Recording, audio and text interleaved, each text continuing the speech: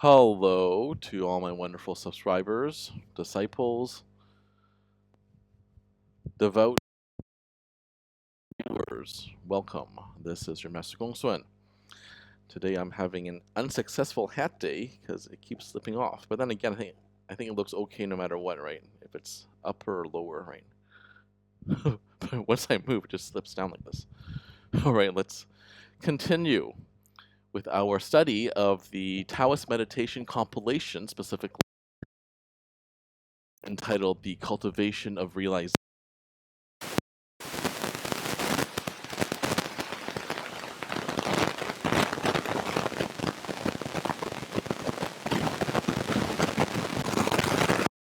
I find that his version is the cleanest, and usually it captures the meaning the best. I've read several versions, and his is the best for sure. All right, let's continue our discussion of this, of realizing the truth, right? Because we're cultivating rather our realization of the truth. This chapter is called Essence and Life. Let's start. Okay. To enter the gate to learning the way, first you must understand essence and life. Essence has its own source of essence, which is the mind ground. Life has its stem of life, which is the true breath. The stem of life should be solid.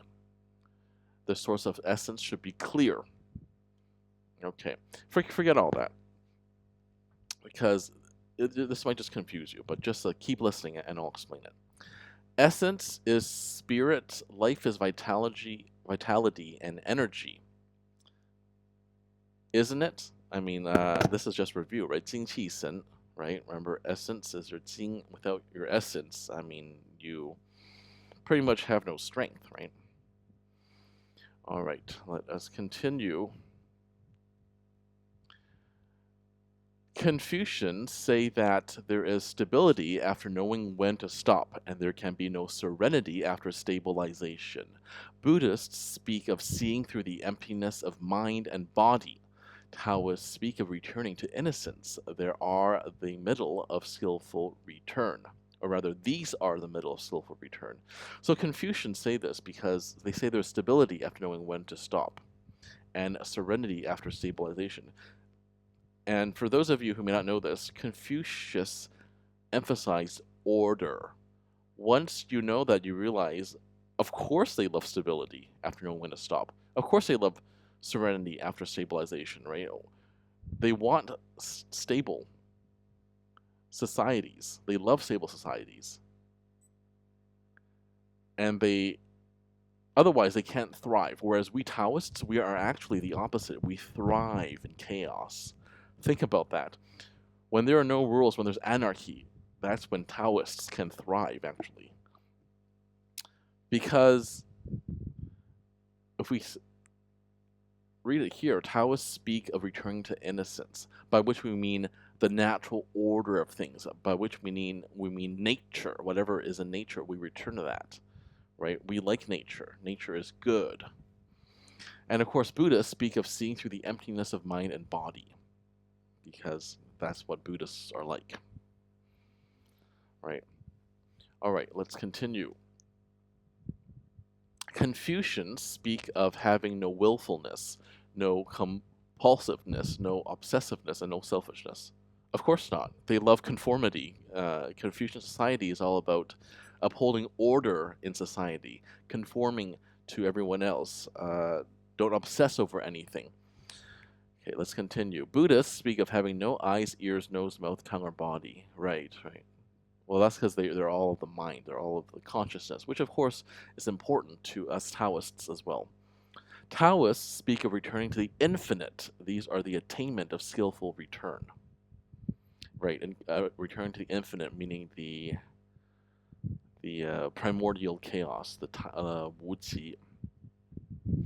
Human nature is originally good. That which has anything not good in it is disposition. To know this disposition and not be compelled by it is a method of transforming disposition. Now that is a huge mouthful and might be very confusing, but just know this. human nature, I believe, is originally good. We are good people in general. We're good people who can occasionally err. We can err for sure.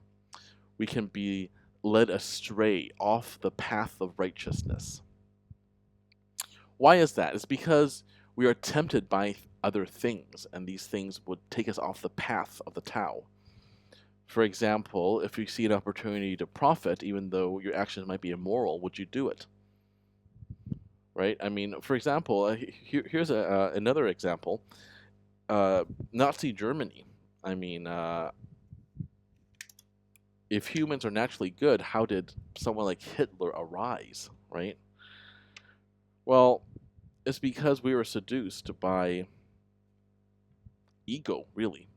The Germans in the 1930s and 40s Germany, they were seduced by that, right? Because Hitler promised a lot of things. He promised, oh, this isn't our fault, this inflation and poverty. I blame the Allies who imposed such harsh conditions on us in the Treaty of Versailles, right? And it's certainly not our fault. It's the Jews' fault. Let's blame them, right? And it's so easy to blame someone else when it is in fact our own fault. We didn't work hard enough, right? It's always so much easier to blame someone else, but generally it is actually our own fault. We should be cultivating more virtue. But I think we are naturally good. I studied psychology back in my college days, and there are two prevailing viewpoints on this, but I agree with the fact that people are naturally good in general. But we are often led astray, and that's the big problem. How do we keep our eyes on the prize? We remind ourselves that nothing is ever worth tainting our immortal soul. Because where we go after death is determined by what we have done in life. Think about that. That should remind you to be more virtuous, to be kinder. But also do it because it's the right thing to do. Do it because you'll feel good after. Do it because, excuse me, I'm getting itchy eyes here. Do it because it is exactly what we're meant to do. We feel good when we do the right thing, when we're kind to other people, when we are displaying virtue, we naturally feel good.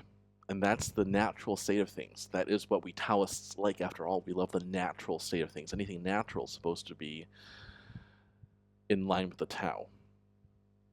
All right, think about it. This has been your Master GongSun. As usual, keep living in alignment with the Tao.